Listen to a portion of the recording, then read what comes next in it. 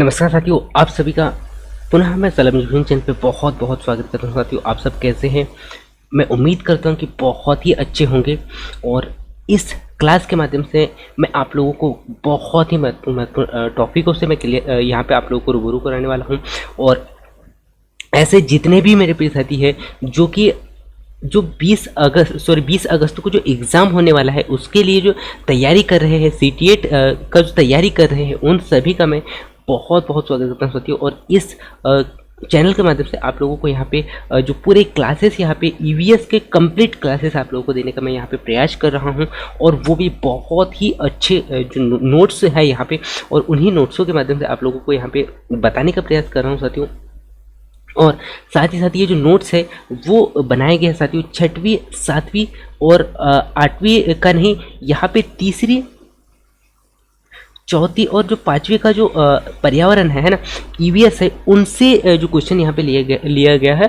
और पूरे जो क्वेश्चन आपके CTET के जो क्वेश्चन आते हैं वो कहीं ना कहीं इन्हीं से आते हैं। और यदि आप पुराने पेपर यदि आप लगा रहे होंगे, ओल्ड पेपर यदि आप टेस्ट लगा रहे होंगे ओल्ड पेपर का, तो आपको यहाँ से क्वेश्चन बहुत ही ज़्यादा देखने को मिलने वाले हैं। ठीक है, सो यह क्लास आप लोगों के लिए बहुत ही महत्वपूर्ण होने वाला है साथियों। सो आप सबसे मेरा यही रिक्वेस्ट है कि आप क्लासेसों को बहुत ही अच्छा से देखें, क्योंकि क्वेश्चन यहाँ से बहुत ही ज़्यादा आपके बनने वाले हैं। ठीक है, अब मैं लेके चलता हूँ आपको आज हम क्या पढ़ने वाले हैं। तो सबसे पहले हम स्टार्ट करने वाले हैं झूम खेती। तो झूम खेती क्या होती है साथियों, उसके बारे में हम यहाँ पे नज़र डालने वाले हैं। ठीक है, सो झूम खेती की यदि मैं यहाँ पे बात करूँ तो झूम खेती क्या होता है। झूम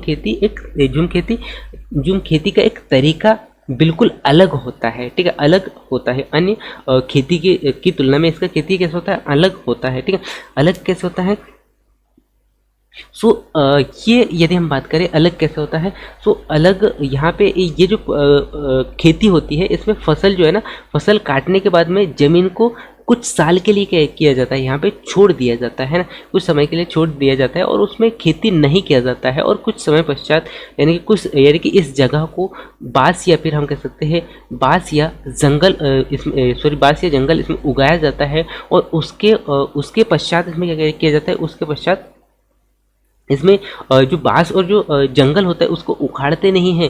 बांस और वो जो जंगल होता है उसे क्या कहते हैं, उसे क्या करते हैं, यहाँ पे जला देते हैं। और उसकी जो राख होती है, उसके राख के माध्यम से, उसके राख के द्वारा ज़मीन में खाद की जो कमी होती है ना, खाद की कमी की यहाँ पे की जाती है, पूर्ति की जाती है और खाद के रूप में यहाँ पे प्राप्त किया जाता है। और इस प्रकार यहाँ पे पुनः फिर से क्या किया जाता है, यहाँ पे खेती किया जाता है। ठीक है, ये आपको यहाँ पे याद रखना है। ठीक है, इसी के बाद में नेक्स्ट अगला जो यहाँ पे पॉइंट आपको नज़र आ रहा होगा, नेक्स्ट अगला पॉइंट है साथियों क्या, कि ज़मीन को जलाते हुए आसपास के जो पेड़ होते हैं ना, आसपास के पेड़ न जले और जंगल को नुकसान ना पहुँचे, इसकी भी यहाँ पे ध्यान रखी जाती है। फिर भी जब इस ज़मीन में खेती की बारी आती है तो ज़मीन को जोता नहीं जाता है। यहाँ पे ना ज़मीन की जो बारी आती है ना, तो इसमें ज़मीन को जोता नहीं जाता है और ज़मीन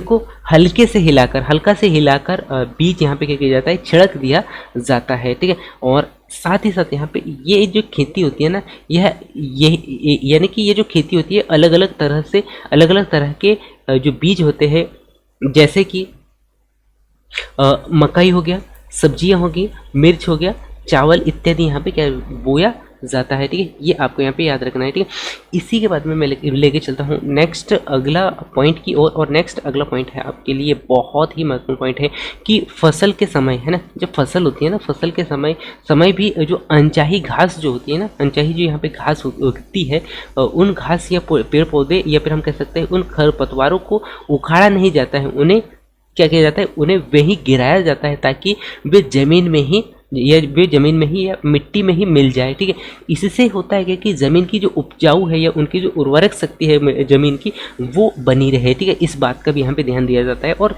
साथ ही साथ यहाँ पे स्थानांतरित खेती या हम कह सकते हैं यहाँ पे झूम खेती जो है, स्थानांतरित खेती या झूम खेती जो है यानी कि उत्तर पूर्वी क्षेत्रों में किया जाता है। उत्तर पूर्वी क्षेत्रों के जो आदिवासी क्षेत्र हैं उन क्षेत्रों में किया जाता है। और यह इसे जनजातीय कृषि भी कहा जाता है। सो जनजातीय कृषि कैसे कहा जाता है, सो जनजातीय कृषि जो है किसे झूम खेती को कहा जाता है। किसे कहा जाता है, झूम खेती को कहा जाता है। ये आपको यहाँ पे याद रखना है। ठीक है, इसी के बाद में मैं लेके चलता हूँ नेक्स्ट अगला पॉइंट की ओर। और अगला पॉइंट है साथियों, अगला पॉइंट भी बहुत ही महत्वपूर्ण है कि जो कुकुड़ जो है ना, कुकुड़ जो खेती होती है, कुकुड़ जो है झारखंड की एक आदिवासी जनजाति है। कुकुड़ जो है, कुकुड़ जनजाति जो है, हम यहाँ पे क्या कर रहे हैं, आदिवासियों की बात कर रहे हैं। सो कुकुड़ जो जनजाति है कहाँ की है, झारखंड की एक जनजाति है। झारखंड की एक जनजाति है जो कि कुकुड़ भाषा में जंगल को क्या कहते हैं, कुकुड़ भाषा में जंगल को कहते हैं साथियों तोरंग कहते हैं, ठीक है, तोरांग कहते हैं। क्या कहते हैं, तोरांग कहते हैं। और क्वेश्चन आपके सीटीएट में यहीं से पूछे जाते हैं।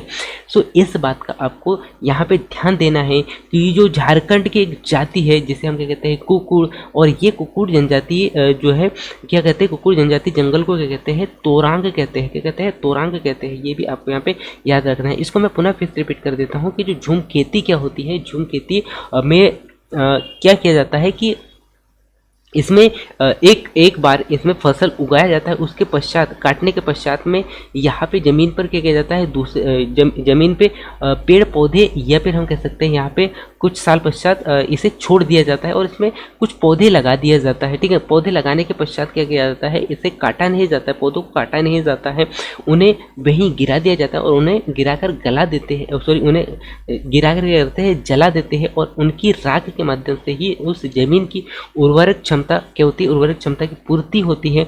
और ज़मीन को जलाते हुए यहाँ पे भी आसपास के जो पौधे हैं वो जल ना पाए, इसका भी यहाँ पे ध्यान रखा जाता है, ठीक है। और साथ ही साथ फिर इस ज़मीन पे पुनः फिर से हल या फिर इसकी साफ सफाई नहीं की जाती है। इसको यहाँ पे मिट्टी को हल्के से हिलाकर बीज इसमें क्या किया जाता है, छिड़क दिया जाता है। बीज यानी कि हल्का हिलाकर क्या किया जाता है, छिड़क दिया जाता है। क्या किया जाता है, छिड़क दिया जाता है, ठीक है। और छिड़क देने के बाद में इसमें जो अन्य प्रकार के जो बीज होते हैं जैसे कि मकाई हो गया और उसके बाद में सब्जियां, मिर्च, चावल इत्यादि को इसमें क्या किया जाता है, बोया जाता है, ठीक है। ये आपको यहाँ पे याद रखना है। इसके बाद में नेक्स्ट अगला मैंने क्या बताया था कि फसल के समय अनचाही घास इसमें जब उगती है, उस घास को भी ना तो काटा जाता है और ना ही उसे क्या हो जाता है, उखाड़ा जाता है। इसको क्या करते हैं, इसको ज़मीन में ही गिराकर ऐसे ही छोड़ दिया जाता है जिससे कि वह जो पौधा है वो कैसा ज़मीन पर मिल जाए, ठीक है। और उसके बाद में स्थानांतरण खेती या झूम जो खेती होती है वो पूर्वी क्षेत्रों में, उत्तर पूर्वी क्षेत्रों में होती है। और उत्तर पूर्वी क्षेत्रों में आदिवासियों के द्वारा किया जाता है ना, वहाँ की जनजाति आदिवासियों के द्वारा किया जाता है। और यदि मैं यहीं पर बात कर रहा हूँ आदिवासी जनजाति की, तो आदिवासी जनजाति के अंतर्गत आपको यहाँ पे देखने को मिलेगा कुकुड़, है ना। कुकुड़ जो जनजाति है वो झारखंड के आदिवासी जनजाति होती है। और यही कुकुड़ भाषा में कहा जाता है साथियों, कुकुड़ भाषा में जंगल को क्या कहते हैं, कुकुड़ भाषा में जंगल को कहते हैं क्या, तोरांग, है ना। जंगल को क्या कहा जाता है, तोरांग कहा जाता है। ये भी आपको यहाँ पे याद रखना है, ठीक है। क्या कहा जाता है, तोरांग कहा जाता है, ठीक है। इसी के बाद में मैं लेके चलता हूँ आपको अगले क्लास की ओर और सॉरी अगला पॉइंट की ओर। और अगला पॉइंट आपको यहाँ पे नजर आ रहा है क्या, अगला पॉइंट आपको यहाँ पे नजर आ रहा है जंगल, ठीक है।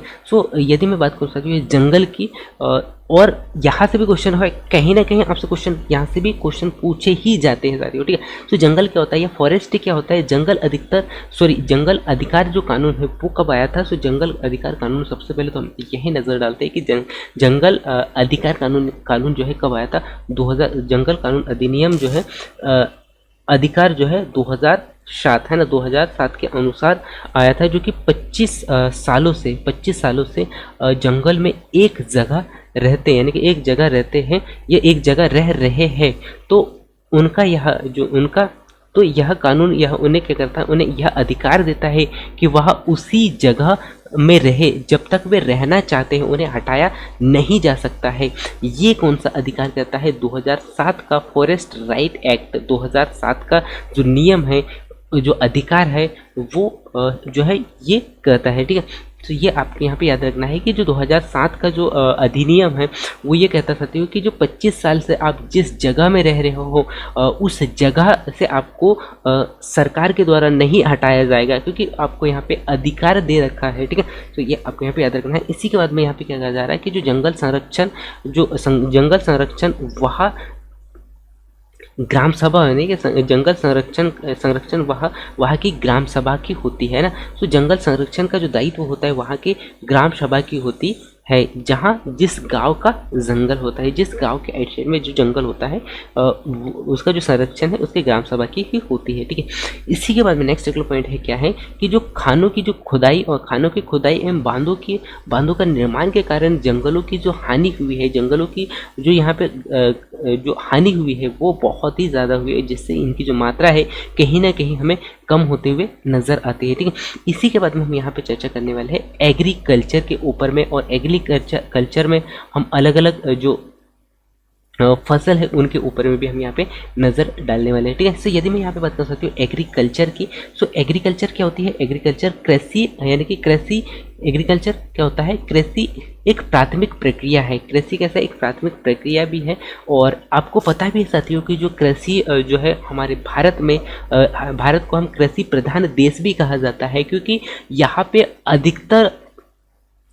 अधिकतर लोगों का जो व्यवसाय है वो क्या है? कृषि है, और कृषि के ही माध्यम से अपनी जो आर्थिक स्थिति को यहाँ पे सुधारा जाता है। ठीक है, ये आपको यहाँ पे याद रखना है। और इन्हीं कृषि के माध्यम से इसी कृषि के माध्यम से फसलों, फलों, सब्जी, फूल को उगाया जाता है एवं पशुपालन किया जाता है। इन सबको यहाँ पे शामिल किया गया है, और विश्व में 50% लोग जो है ना, विश्व की बात करें तो 50% लोग जो है कृषि से संबंधित क्रियाओं में शामिल है, कृषि से संबंधित क्रियाओं में शामिल है। और यदि हम भारत की बात करें तो भारत जो है 2/3 है ना, 2/3 कितना?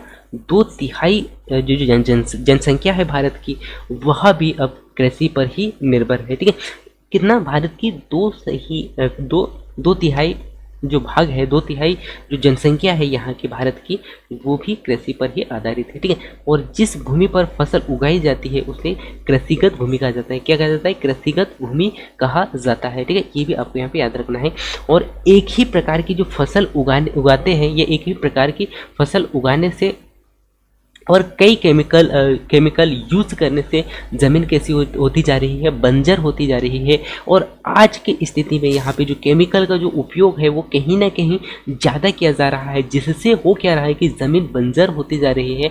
और यहाँ पे जो है जो खेती पे कहीं ना कहीं हमें लॉस नज़र होती हुई आ रही है। और खेती से अधिक उत्पादन के चक्कर में आज किसान जो है वो बहुत ही ज़्यादा अधिक से अधिक मात्रा में केमिकल का इस्तेमाल कर रहा है। और केमिकल का इस्तेमाल करने के कारण हो क्या रहा है कि पौधों में या जो फसल है उसमें कहीं ना कहीं जो बीमारियां हैं वो बहुत ही ज़्यादा हमें यहाँ पे देखने को मिलती है। ठीक है, और यहीं पे नेक्स्ट अगला पॉइंट की बात कर सकते हैं। तो जो पत्ते जो होते हैं, सॉरी जड़ें और पत्ते जो होते हैं ना, जड़ें, पत्तों और शाखाओं के सड़ने से, यानी कि सड़ने से जो सड़ाने का जो काम करता है, कौन करता है? केचुआ करता है। और क्योंकि ये क्या करता है, जड़ एवं पत्ते जो होती है या शाखाएं जो होती है इनको क्या करता है? खाता है, और उन्हें खाकर उन्हें खाद्य के रूप में उनका क्या करता है? निर्माण करता है, या खाद्य के रूप में उनको क्या करता है? अपने शरीर से बाहर निकालता है। वही जो खाद्य कैसा होता है? बहुत ही अधिक उपजाऊ होती है। ठीक है, ये आपको यहाँ पे याद रखना है। और यहीं पे यदि हम बात कर सकते हो लोएस या फिर पवनोड़ मृत्तिका, यह क्या होती है? वह मृत्तिका होती है जो कि पवन द्वारा उड़ाकर दूर दूर जमा की जाती है, जिसे हम क्या कहते हैं? लोएस मृत्तिका कहते हैं ना, क्या कहते हैं? लोएस मृत्तिका कहते हैं। ठीक है, ये भी आपको यहाँ पे याद रखना है, जो कि बहुत ही महत्वपूर्ण है। ठीक है, इसी के बाद में हम चलते हैं कुछ फसलों के ऊपर में भी हम यहाँ पे नज़र डाल लेते हैं। और यहाँ से भी क्वेश्चन आपसे, एक क्वेश्चन तो आपको यहाँ से CTET में देखने को ही मिलेगा साथियों, यदि आप सही ईमानदारी के साथ में यदि आप यहाँ पे आप टेस्ट लगा रहे होंगे तो आपको कहीं ना कहीं यहाँ से क्वेश्चन आपको देखने को ही मिलेगा।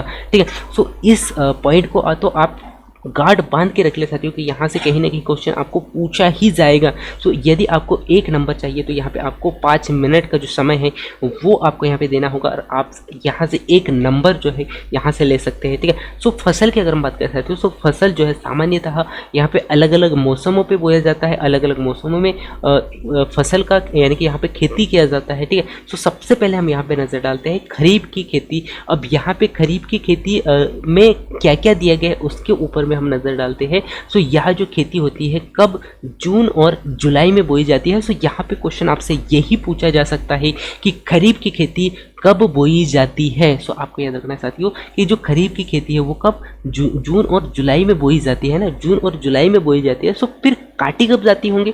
सो ये जो जून और जुलाई में बोए जाने के पश्चात ये काटी जाती है फसल पकने के बाद में कब। सो ये काटी जाती है साथियों नवंबर और दिसंबर में क्या की जाती है, काटी जाती है। अब यदि क्वेश्चन आपसे पूछ ले कि खरीफ की फसल कौन कौन सी है, खरीफ की फसल कौन कौन सी है। सो खरीफ की फसल है साथियों धान अर्थात चावल, मक्का, ज्वार, बाजरा, मूंग और यहाँ पे है मूंगफली, गन्ना, सोयाबीन, उड़द, कपास। ये प्रमुख फसल है, ये प्रमुख प्रकार की जो फसल है वो खरीफ के अंतर्गत बोए जाते हैं। कब, खरीफ के अंतर खरीफ की फसलें कहलाती है, ठीक है, ये आपको यहाँ पे याद रखना है। अब ये तो हो गया खरीफ की फसल। इसके पश्चात जो अगला जो फसल आती है वो आती है साथियों कौन सी, रबी की फसल। कौन सी, रबी की फसल। और रबी की फसल कब बोई जाती है, अब क्वेश्चन यहाँ पे उठता है कि रबी की फसल कब बोई जाती है। सो ये जो रबी की जो फसल होती है साथियों वो बोई जाती है अक्टूबर नवंबर में। कब, अक्टूबर नवंबर में बोई जाती है। सो आपको यहाँ पे कब बोई जाती है, कब काटी जाती है और इसमें कौन सा फसल किस यानी कि कब बोई जाती है ये भी आपको यहाँ पे पूछा जा सकता है और कई बार इससे क्वेश्चन पूछा भी गया है, ठीक है। तो जो रबी की जो फसल है वो बोई जाती है साथियों अक्टूबर नवंबर में बोई जाती है और मार्च अप्रैल में क्या किया जाता है, मार्च अप्रैल में इनको काटा जाता है ना, मार्च अप्रैल में काटा जाता है। और इसके अंतर्गत क्या क्या बोया जाता है। सो इनके अंतर्गत आलू हो गया, जौ, चना, सरसों, गेहूं, मटर और बरसीम। ये जो फसलें हैं वो कब, रबी में बोई जाती है ना, रबी की फसल कहलाती है। ये आपको यहाँ पे याद रखना है। इसके बाद में खरीफ हो गया और रबी के बाद में और एक फसल होती है साथियों वो होती है जायद की फसल, ठीक है। कौन सी, जायद फसल। क्या होती है, जायद फसल। सो जायद फसल की अभी यदि मैं यहाँ पे बात करूँ तो जायद फसल जो है वो कब बोई जाती है। वो बोई जाती है मई जून में बोई जाती है, मई जून में बोई जाती है। जब मार्च अप्रैल में रबी की फसल कट जाती है उसके पश्चात यहाँ पे मई जून में क्या बोई जाता है, मई जून में कौन सी खेती बोई जाती है, कौन सा खेती की जाती है, यहाँ पे जायद की फसल बोई जाती है। जायद की फसल बोई जाती है जो कि जुलाई अगस्त में काट ली जाती है ना, जो जुलाई अगस्त में काट ली जाती है। और मुख्यतः जायद की जो फसलें होती है वो होती है ककड़ी हो गया, खरबूजा हो गया, उसके बाद में तरबूज हो गया और लौकी हो गया और कद्दू और भिंडी। ये प्रमुख फसलें हैं जो कि क्या कहलाती है, जायद फसल कहलाती है, जायद फसल कहलाती है। कौन कौन सा, तो इसको मैं पुनः फिर से रिपीट कर देता हूँ, ककड़ी, खरबूजा और तरबूज है ना, और लौकी और कद्दू। ये प्रमुख जो फसलें हैं वो कौन से, जायद फसलें कहलाती है, ठीक है। कौन सा फसल कहलाती है, जायद फसलें कहलाती है। ये आपको यहाँ पे याद रखना है। और यहीं पे यदि मैं बात करूँ जल संवर्धन की, तो जल संवर्धन जो होती है ना, जल संवर्धन यह वह खेती होती है, इसके द्वारा ऐसी तकनीक के, यानी कि इसमें ऐसी तकनीक के द्वारा खेती की जाती है जिसमें फसलों को बिना मिट्टी के उगाया जाता है ना, फसलों को कैसा, बिना मिट्टी के उगाया जाता है। अर्थात पौधा जो होता है ना, पौधों को पोषक तत्व और जो खनिज जो है वो कहाँ से मिलते हैं, सूर्य के प्रकाश के द्वारा ही प्राप्त होते हैं, ठीक है। प्रकाश के द्वारा ही प्राप्त होते हैं। और इस तकनीकी में पोषक तत्व जो है जल में मिलाए, पोषक तत्वों को जल में मिलाया जाता है और इसे ही जलीय कृषि भी कहा जाता है। सो जलीय संवर्धन की यदि मैं बात करूँ साथियों, तो जल संवर्धन क्या होता है, जल संवर्धन वह खेती होती है, जल संवर्धन फसल हो जाता है। इस फसल के अंतर्गत वह खेती किया जाता है, वह तकनीकी के माध्यम से इस खेती को किया जाता है जिसमें फसल को बिना मिट्टी के उगाया जाता है। कैसा, बिना मिट्टी के उगाया जाता है। और जो पौधे को जो पोषक तत्व चाहिए वो पोषक तत्व जल में मिलाया जाता है ना, जल के द्वारा पौधे तक पहुंचाया जाता है। और सूर्य की जो ऊर्जा है, सूर्य की जो ज़रूरत तो इसमें होती ही है और साथ ही साथ इस तकनीकी में पोषक तत्वों को क्या जल में मिलाकर पौधों तक पहुंचाया जाता है। और इसी खेती को जल संवर्धन खेती या जलीय कृषि भी कहा जाता है, ठीक है। ये आपको यहाँ पे याद रखना है। इसी के बाद में हम चलते हैं यहाँ पे प्याज की खेती की ओर, ठीक है। प्याज की खेती, अब यहाँ पे बहुत सारे लोग कंफ्यूज होंगे कि प्याज की खेती में क्या प्याज का ही फसल यहाँ पे उपयोग में लाया जाए या प्याज का ही फसल किया जाता है क्या, या प्याज की ही खेती किया जाती है क्या। तो ऐसा यहाँ पे ऐसा ही कुछ है जो कि मैं आप लोग यहाँ पे बहुत ही डिटेल से बताने वाला हूँ। क्या कि जो प्याज की जो खेती होती है, प्याज की खेती की जो प्रक्रिया होती है साथियों, सबसे पहले इसमें क्या होती है, सबसे पहले इसमें क्या किया जाता है, इसमें निंदाई सॉरी इसमें सबसे पहले क्या करते हैं, इसमें सबसे पहले मिट्टी को क्या करते हैं, मिट्टी की गुड़ाई करना है ना, मिट्टी को गुड़ाई करना अर्थात पलटना, और इसके बाद में बीज को क्या करते हैं, इसके बाद में बीज को बोना, इसके बाद में बीज को बोया जाता है, फिर खरपतवार को क्या करते हैं, हटाते हैं, इसके बाद में प्याज को क्या किया जाता है, प्याज को उखाड़ा जाता है, प्याज को उखाड़ा जाता है और बाहर निकाल कर फिर प्याज के ऊपर में सूखी पत्तियों को हटाया जाता है। ये पूरा प्रोसेस जो है प्याज की खेती में होती है। और इसको मैं पुनः फिर से रिपीट कर देता हूँ क्योंकि बहुत सारे लोगों को पता भी होगा, क्योंकि वे प्याज की खेती करते भी होंगे, और बहुत सारे लोग खाते तो है लेकिन वे खेती नहीं करते, तो उन्हें नहीं पता होगा। तो सबसे पहले क्या करते साथियों, मिट्टी की गुड़ाई करना होता है और इसके बाद में मिट्टी को बोना होता है, फिर खरपतवार वहाँ से हटाना होता है। मिट्टी को बोने के पश्चात जब पौधा उग जाता है, और बहुत बार हम देखते हैं कि पौधा उगने के बाद में वहाँ पे आइट साइड में बहुत सारे खरपतवार होते हैं, छोटे छोटे जो पौधे होते हैं, जो कि वो क्या करते हैं, जल और खनिज की जो मात्रा है वो भी कहीं ना कहीं वहाँ से अवशोषित करते हैं, जिससे कि जो प्याज का जो पौधा आता है उसमें कमी होने लगती है। तो उसकी कमी की पूर्ति के लिए जो खरपतवार होता है उन्हें हटाना होता है, और उन्हें हटाने के पश्चात प्याज कैसा होता है, पूर्ण रूप से तैयार होने लगता है। और तैयार होने के बाद में प्याज को उखाड़ा जाता है, और उखाड़ने के बाद में उसे बाहर निकाल कर उसके जो बाहरी जो पत्तियां जो होती है, सूखी पत्तियां होती हैं, उसको निकाल कर क्या किया जाता है, काटना होता है। इस प्रकार यहाँ पे प्याज की खेती की पूरी प्रोसेस है, ये इस प्रकार यहाँ पे होती है। ठीक है, ये आपको यहाँ पे याद रखना है। ठीक है, इसी के बाद में हम चलते हैं साथियों नेक्स्ट अगला खाद पे। ठीक है, सो खाद क्या होते हैं, खाद जो होती है पशु यानी कि पशु के मलमूत्र एवं पौधे का जो अवशोषण, पौधे का जो अवशेष जो होता है, जो बचा हुआ जो भाग होता है, और अन्य कार्बनिक पदार्थ से बना यानी कि अन्य कार्बनिक पदार्थ से बनी होती है क्या, खाद। ठीक है, और खाद मिट्टी को क्या करता है, खाद क्यों जरूरी है, तो खाद जो है मिट्टी को पोषक तत्व एवं सूक्ष्म जीव हो गया, या फिर ह्यूमस है ना, ह्यूमस और संरचना, ह्यूमस जैसी संरचना प्रदान करती है, जो कि पौधे के स्वास्थ्य के लिए पौधे के स्वास्थ्य एवं विकास के लिए बहुत ही महत्वपूर्ण होती है। ठीक है, तो खाद को मैं पुनः फिर से रिपीट कर देता हूँ। खाद क्या होती है, खाद जो है पशु के मल मूत्र एवं पौधे का जो बचा हुआ जो भाग होता है, अवशेष जो पार्ट होता है, अवशेष जो भाग होता है, या अन्य कार्बनिक जो पदार्थ होते हैं, इनसे क्या बना होता है, खाद बना होता है। और ये जो खाद है मिट्टी के लिए मिट्टी को क्या प्रदान करते हैं, अति सूक्ष्म जीव प्रदान करते हैं, अति सूक्ष्म जीव जैसी संरचनाएं इनके द्वारा प्रदान किया जाता है, जो कि पौधे के विकास के लिए बहुत ही महत्वपूर्ण है। ठीक है, और इसी के बाद में हम चलते हैं उर्वरक की ओर। सो खाद हमने देखा, अब खाद के बाद में उर्वरक की अगर हम बात करें साथियों, सो उर्वरक क्या होता है, उर्वरक की अपेक्षा जो उर्वरकों की अपेक्षा खेत में खाद का उपयोग करने की सलाह दी जाती है ना। उर्वरक की अपेक्षा खेतों में क्या किया जाता है, खादों का उपयोग करने की सलाह दी जाती है। क्यों, क्योंकि उर्वरक के द्वारा आज की स्थिति में जो है किसानों के द्वारा अधिक मात्रा में उपयोग करने से हो क्या रहा था, क्योंकि इसी के कारण अधिक उर्वरक के कारण मिट्टी की जो बुरबुरी जो क्षमता है, मिट्टी आज की स्थिति में कड़क होते जा रही है, और साथ ही साथ हमने यहाँ पे देखा कि बहुत सारी बीमारियाँ इससे उत्पन्न हो रही है, और कहीं ना कहीं उर्वरक के कारण ही जो खेती में कुछ थोड़ा यहाँ पे जो कमी हमें नज़र आ रहा है। ठीक है, इनके बारे में हम यहाँ पे नज़र डालने वाले हैं। सो यहाँ पे खेत यानी कि खेतों में उर्वरक का उपयोग की जो सलाह यानी कि उपयोग करने की सलाह कम क्यों, यानी कि उपयोग कम करने की सलाह क्यों दी जाती है, सो इसके ऊपर हम यहाँ पे नज़र डालते हैं। सो खाद्य सदैव कैसा होता है, खाद्य जो होता है ना सदैव निम्न करनी है, सदैव कैसा है, निम्न करनी है। ठीक है, अर्थात निम्न प्रकार से यहाँ पे बनाया जाता है, और अनेक अलग अलग प्रकार के जो तत्व है यहाँ पे अनेक अलग अलग प्रकार के जो तत्वों का सम्मिश्रण होता है, और खाद में एक प्रबल रासायनिक अभिक्रिया नहीं हो पाती है ना।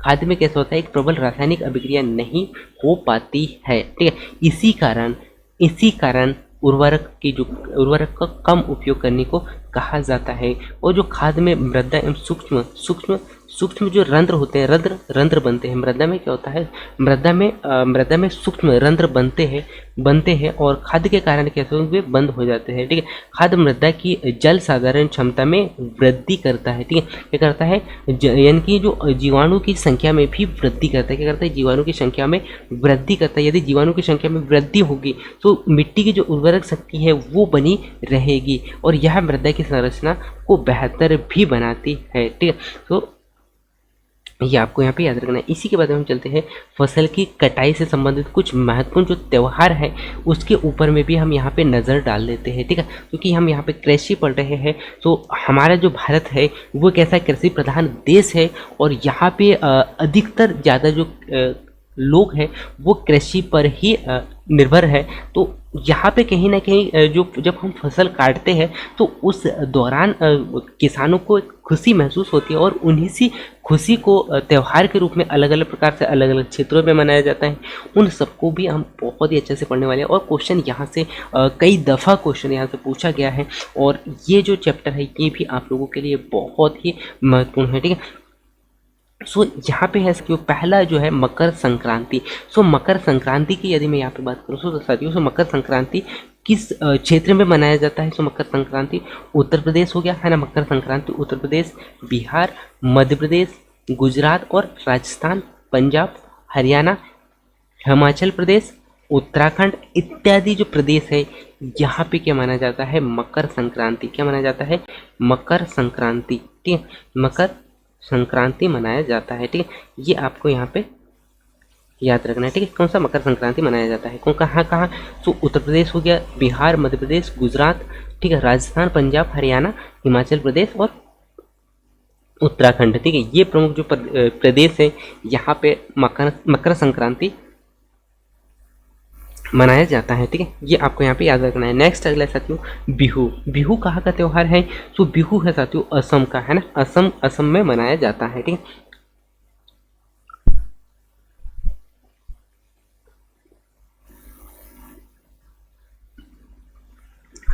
इसी के बाद में नेक्स्ट अगला त्यौहार है।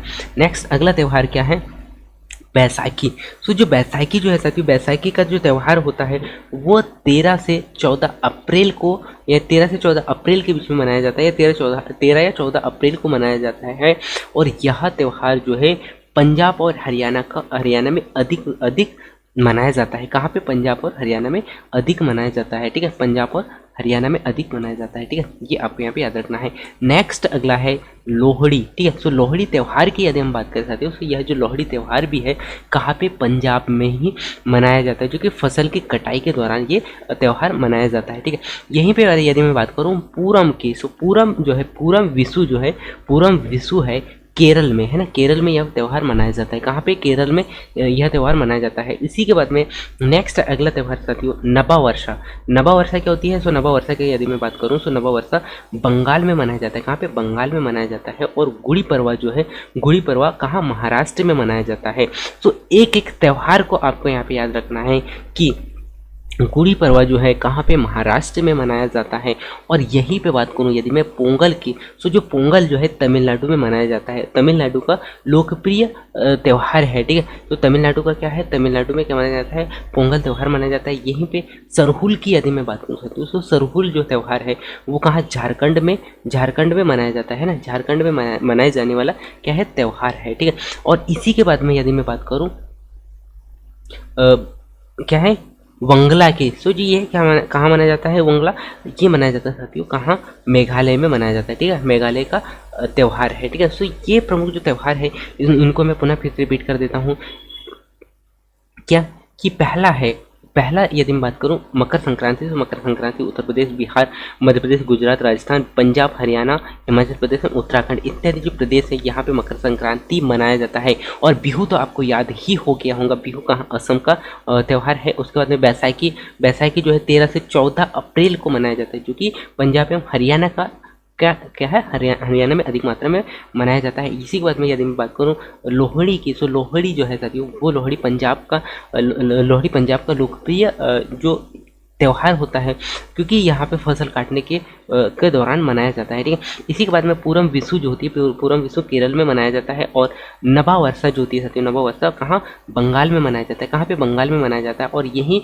गुड़ी पड़वा की अगर हम बात कर सकते हैं तो गुड़ी जो पड़वा होती है, गुड़ी पड़वा त्यौहार कहाँ, महाराष्ट्र में मनाई जाती है, ठीक है। इसी के बाद में यदि मैं बात करूँ पोंगल की, सो पोंगल जो है कहाँ, तमिलनाडु में मनाया जाता है। पोंगल कहाँ, तमिलनाडु में मनाया जाता है। और यहीं सरहुल कहाँ, झारखंड में मनाया जाता है। झारखंड का लोकप्रिय त्यौहार है, ठीक है। और यहीं पे बात करें साथियों वांगला की, तो ये मेघालय का लोकप्रिय त्यौहार है, ठीक है।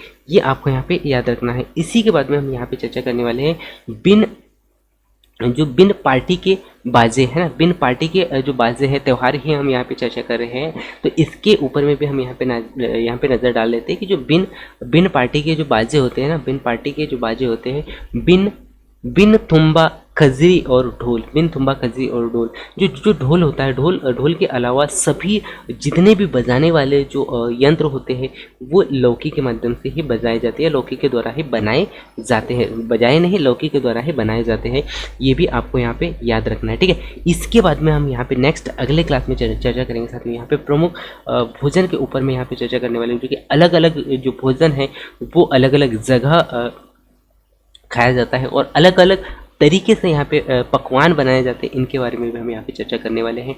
सो आप सभी का मैं पुनः बहुत बहुत बहुत बहुत धन्यवाद करता हूँ साथियों कि आप यहाँ पे आए और इस क्लास को आपने देखा और यहाँ से बहुत कुछ आपको सीखने को मिला होगा, मैं ऐसा आशा करता हूँ। और यदि आपने क्लासेस को बहुत ही अच्छा से ध्यान देते हुए इस क्लास को देखा होगा साथियों, तो आपको यहाँ से क्वेश्चन कहीं ना कहीं बहुत ही ज़्यादा क्वेश्चन आपको यहाँ से देखने को मिलेंगे, ठीक है। सो आप सभी का मैं पुनः बहुत बहुत धन्यवाद करता हूँ साथियों। और अगले क्लास में हम यहाँ पे चर्चा करने वाले हैं क्या, अन्य प्रमुख जो भोजन है, अलग अलग क्षेत्र के जो भोजन हैं उनके ऊपर में नज़र डालने वाले हैं। और यहाँ से क्वेश्चन बनते ही है। और आप